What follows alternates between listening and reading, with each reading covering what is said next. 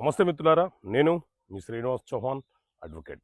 మిత్రులారా, ఎవరైనా ఆస్తి పత్రాలను డిపాజిట్ చేసుకొని మన వద్ద ఉంచుకొని అప్పిస్తే, అప్పు తీసుకున్న వ్యక్తి తిరిగి చెల్లించకపోతే ఆస్తి పత్రాలను మన దగ్గర మార్టిగేజ్ చేసి అప్పు తీసుకున్నాడని చెప్పి రావాల్సినటువంటి బకాయిలను వడ్డీతో సహా వసూలు చేసుకునే వెసులుబాటు ఉంటుందా?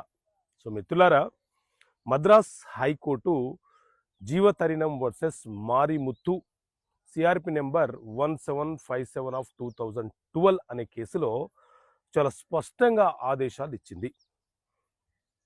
ఎప్పుడైనా సరే ఓరల్ మార్టిగేజ్కి విలువ ఉండదు.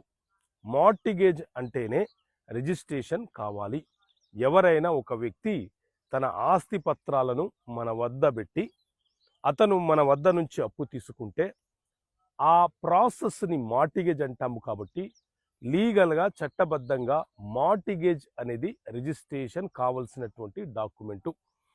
మీరు మార్టిగేజ్ చేసుకోకుండా వారికి అప్పిచ్చి వారి పత్రాలను మన దగ్గర పెట్టుకొని అతను నాకు మార్టిగేజ్ పెట్టాడు, అతని పత్రాలు నా దగ్గర ఉన్నాయి, ఇప్పుడు నాకు తిరిగి అప్పు వడ్డీతో సహా చెల్లించటం లేదు, కాబట్టి ఆ ఆస్తి నా పేరు మీద రిజిస్ట్రేషన్ చేయండి